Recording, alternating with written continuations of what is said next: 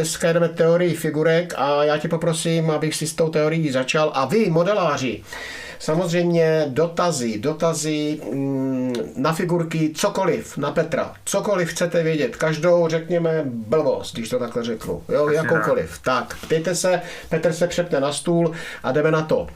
Tak, já jenom ještě pro začátek řeknu, že to, co tady jakoby řekneme dneska, neberte to úplně jako dogma.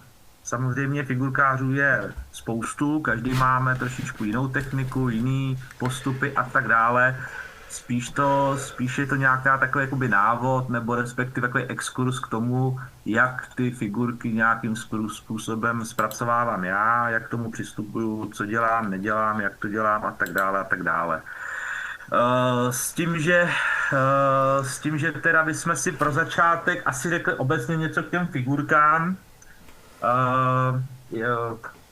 Kamarádi modeláři, kteří mě znají, tak vědí, že nejradši mám měřítko 1:35, takže asi celý tyhle ty streamy budou víceméně především na to měřítko 1:35. Samozřejmě rád bych zabrouzdal i na jiný měřítka.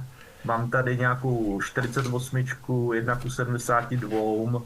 Teď mám tady dokonce na stole jednu fantasy figurku 75 mm, kterou se budu snažit nějakým způsobem skulturnit, aby se na to trošku dalo koukat. Já mám, Peťo, tady na stole, se chci pochlubit nachystanou, až budeš v příštím díle, až samozřejmě to se rozvíte na konci dnešního streamu, co se chystá na příští díl. Já se s dovolením teda ukážu, co já jsem si tady nachystal. Já mám tady pilota 1:48. To mi teďka trklo, když si mluvil o těch měřítkách. Jo. Já mám tady pilota, kterýho jsem si slepil ze dvou půlek.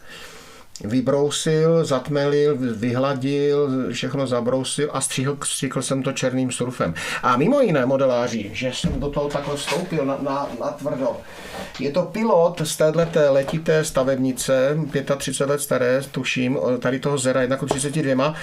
A tím se přidávám k modelářské výzvě na našem Discordu, kde se má stavět stavebnice větší jak 32 nebo 35 cm, ale já si myslím, do toho limitu vlezu, takže já se k vám, pánové, přidám. Ale teď už k Petrovi. Takže tady ta figurka, Peťo, se mi asi bude na to učení s tebou hodit, že? To je ideální takový akorát pro mě. Já si myslím, že jako pro začátek, proč ne?